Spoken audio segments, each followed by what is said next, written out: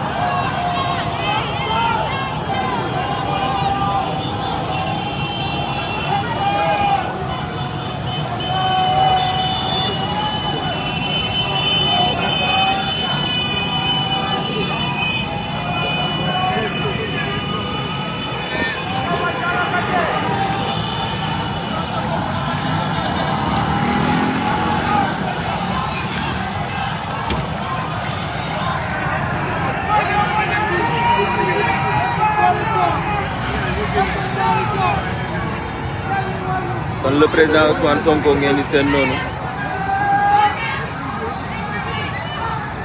gën na saafonteeg askanu Tambacounda.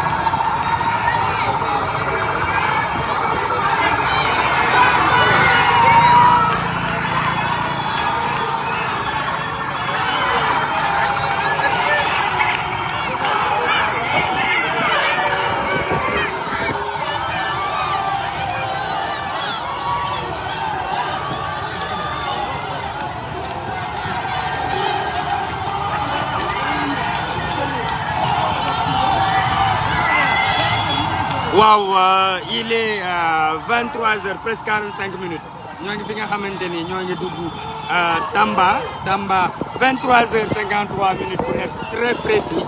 La caravane Yewwi Askan Wi ak le leader incontesté Ousmane Sonko ñoo ngi soog a dugg nii Tamba. Comme ni ngeen ko gisee il y a du monde, les jeunes sont en train de sortir. Donc on va essayer de suivre un peu. Koudine 23h à 23h pratiquement minuit moins 7 minutes ñoo ngi ci état bi di dugg Tamba yéen a ngi dégg yuuxu yi ci kanam ak ci ginnaaw. faire une précision. leader yi fas yéene ñu woon def caravane heure bi dañoo naroon def directement dem ci Mandal mais askanu Tamba gis ne loolu du yoon leader yi dugg Tambacounda te duñ leen gàttandoo nii. Exactement, donc lii mooy Njatigiya boo gisee lii mooy Njatigiya parce que quand on connaît la zone de Tamba ak ñi fi dëkk communauté yi fi dëkk dañoo bëgg teraanga sopp teraanga ba bu ñu amee ay gan yu mel ni président Ousmane Sonko président Khalifa Sall ak leader Yewwi Askan yëpp du mën a ñàkk ñu gunge leen au moins ñu ni leen agsi leen ci jàmm. Du caravane en tant que tel parce que instant bi équipe bi les gens sont fatigués te dañoo prévoir ni caravane bi demain lay nekk mais au moins les militants et les sympathisants et la population génn nañ pour s'affronter ak ñoom ni leen rek bienvenue ci dëkk bi nga xamante ni moom moo di Tamba. kon loolu lu am solo la ci leeral yooyu pour askanu Tamba tam xamee ko noonu Donc je dirais qu'à préciser pour les amis francophones et aussi panafricains, nous sommes à Tamba. Tamba c'est à l'extrême est même du Sénégal. La caravane de la coalition Yewwi Askan Wi vient d'arriver dans cette ville frontalière, cette ville cosmopolite qui est Tamba. Initialement, la caravane était prévue demain, compte tenu du temps et aussi du retard pris durant cette journée-là, avec les autres étapes. Les leaders avaient pris la décision de concert avec les organisateurs qui sont au niveau de Tamba de repousser la caravane jusqu'à demain en matinée, Inch'Allah, pour faire cette caravane-là. Mais compte tenu des spécificités de cette communauté, de toutes les communautés qui habitent Tamba, c'est les jeunes qui sont venus. C'est ce qu'on appelle la Ndiatigia, c'est un peu la teranga à la Tamba Kundoise. Donc ces gens-là, ils sont sortis pour accueillir les leaders, ne serait-ce que pour les accompagner jusqu'au lieu de repos. Et la caravane, comme l'a dit tout à l'heure mon collègue, la caravane est prévue pour demain. Donc là, c'est juste un accueil populaire, spontané et plein de chaleur aussi que les jeunes de Tamba veulent réserver. Et ils sont en train de le faire aux leaders de Yewwi Askan Wi et au président Ousmane Sonko en particulier. Et c'est tellement émouvant en voyant ces jeunes-là à cette heure, malgré l'heure tardive de l'entrée des leaders. Mais ils ont tenu quand même à venir les accueillir de cette façon aussi chaleureuse. Une façon aussi chaleureuse, mais ce qui n'est pas très évident, parce que quand on connaît les gens de l'intérieur du pays, à 22h, tout le monde est déjà couché. Ce n'est pas comme une ville comme Dakar où H24, les gens sont dans la rue, où il y a une activité nocturne. Ce n'est pas le cas ici à Tamba. Donc, tout ce monde qu'on est en train de voir là, ils ont fait un sacrifice. Ils ont fait un sacrifice, ils sont restés éveillés jusqu'à cette heure tardive, mais aussi ils ont sorti leurs moyens, leurs motos, leurs bicyclettes. Ils sont tous sortis, ils sont là en train d'attendre. Écoutez, on vous laisse écouter un peu l'ambiance. Ouais.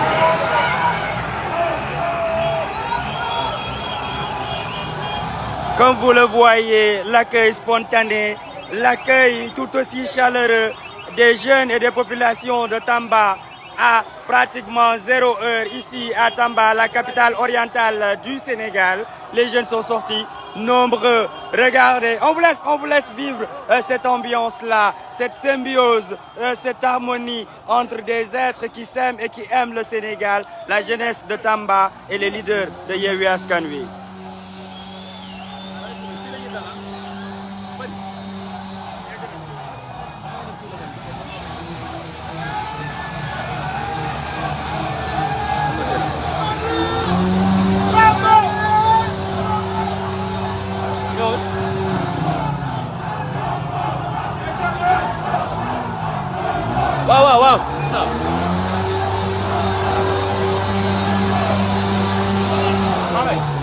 Wow.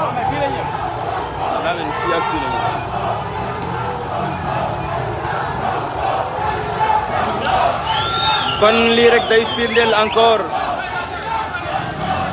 engagement ak détermination bi ndaw ñi am ngir jàppale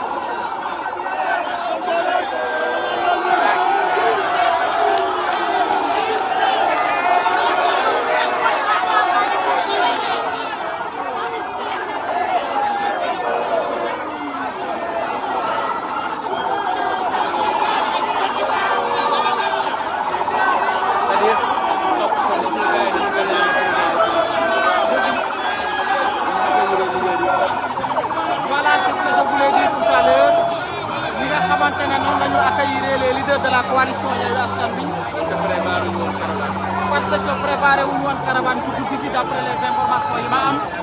kenn préparé wuñu woon def caravane.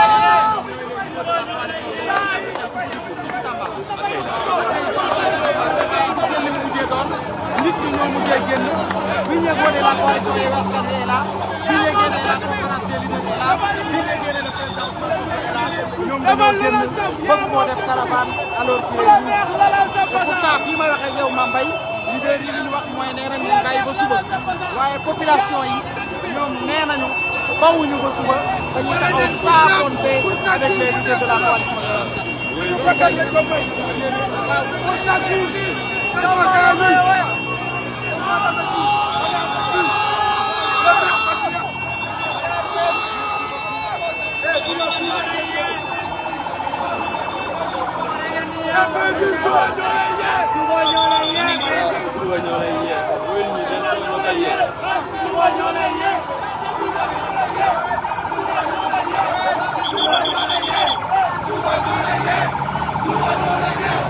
kon gis nga nee nañ suba ñoo koy yee jël si ko ngir caravane.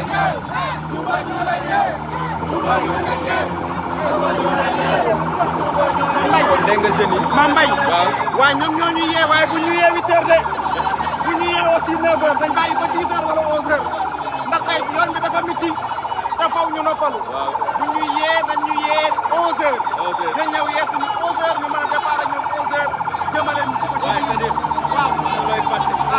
ñu fàtte ne Tamba. tànk waaw. waaw kon 11 heures tamit dina doy waar. waaw lenn daal xam naa ko ci tàngoor yi ñu ma wax Tamba itam fi mu ne nii xam naa ne conscience boobu laa nar a tëddee waaye gis nga Mame Mbaye bu dee ndaw yii ñoom ñu mës a gis président Ousmane dégg discours dégg ko ci télé dem ba topp ko rawatina ñun ñi nga xamante ne ñoo yàgg a nekk ak moom ba xam valeur waa ji bu dee ñoom ñoo ñu mën a yeesi ñëw ànd ak le président Ousmane ñun ñu mën nee la wuyu si leen ànd ak ñoom doxal li nga xamante ne mooy li ñu war a doxal ci campagne bi ñu waaw kon occasion la tam nga leeral gars yi. laay bi tàngoor bi bu tàngee trop day jékki-jékki di dagg nit. waaw bu ko defee ñu ñëpp ñu xam ne également téléphone yi ñu yor iPhone la woon sax léegi ñoo ngi ut yeneen genre téléphone. bu tàngee day bañ. du def laay loo ko wax. Sonko lañ gëm Sonko lañ gëm. ngeen compréhension de néanmoins moom lañ bëgg avancement mu am naxe bi lañ bëggul. parce que bu ñu ko amee sonn nañ ci naxe bi. mooy li nga